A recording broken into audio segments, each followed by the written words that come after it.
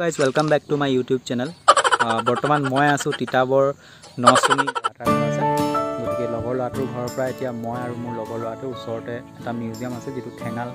Museum বুলি কোৱা হয় সেই মিউজিয়ামটো চাবলৈ যাবলৈ আমি এতিয়া ওলাইছো যে লগৰটো ওলাই আহি আছে মই এতিয়া ৰাস্তা গৈ আছো গতিকে ভিডিওটো শেষলৈকে চাব আৰু মিউজিয়ামটোত কি আছে এইখিনি আমি এতিয়া গৈ আছো মিউজিয়াম চাবলৈ এতিয়া স্কুললৈ আমি গৈ আছো এতিয়া ৰাস্তা চাৰিওফালে খেতি কমপ্লিট হৈ এইফালে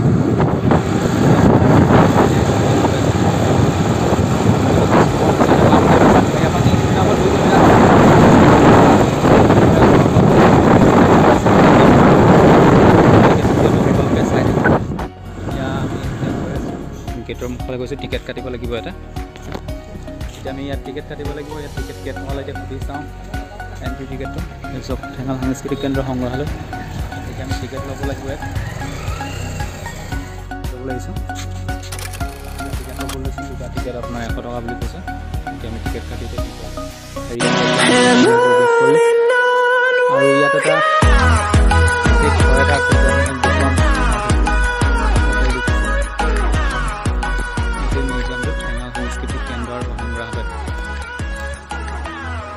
এইফালে আপোনাৰ ৰিচিপশ্যন আছে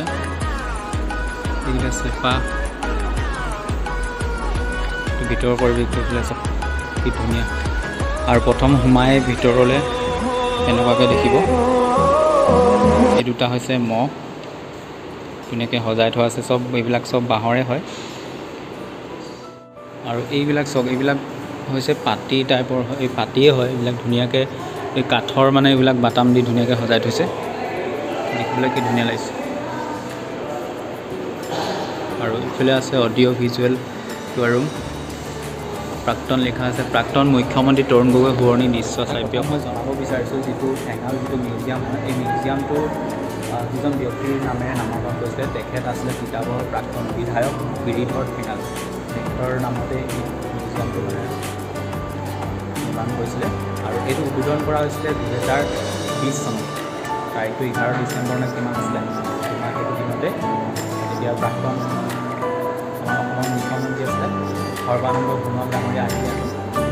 যাবলৈ লৈছোঁ ওপৰত কি কি আছে আমি এতিয়া চাওঁগৈ ধুনীয়াকৈ হৈছে এইবিলাক চব বাঁহৰ হয় মহাপুৰুষ শ্ৰীমন্ত শংকৰদেৱ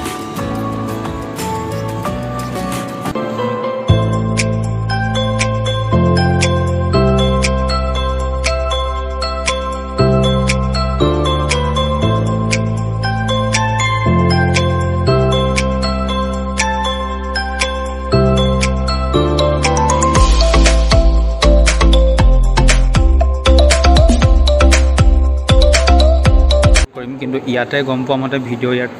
এলাও নাই ইয়াত লিখাই আছে গতিকে ভিতৰৰ কি আছে সেইখিনি আমি দেখুৱাব নোৱাৰোঁ ইয়াত জাননী এখন দিয়া আছে গতিকে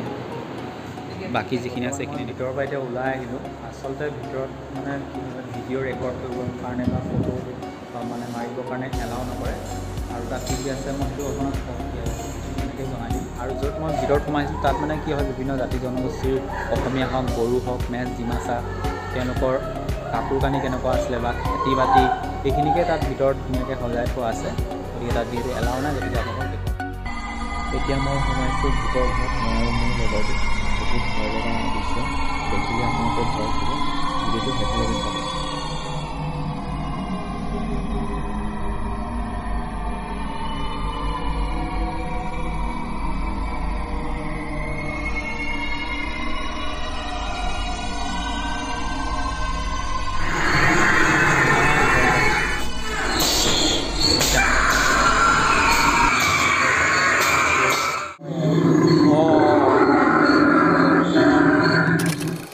ইমান ডেঞ্জাৰ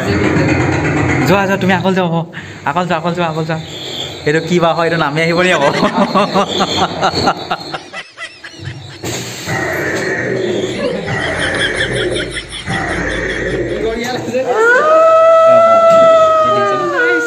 প্ৰকাণ্ড কৰি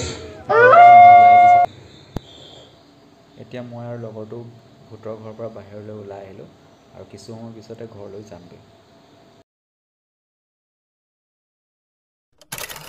এতিয়া আমি ওলাই আহিলোঁ এতিয়া ঘৰলৈ যাম আজি ভিডিঅ'টো ভাল পালে লাইক কমেণ্ট শ্বেয়াৰ কৰিব।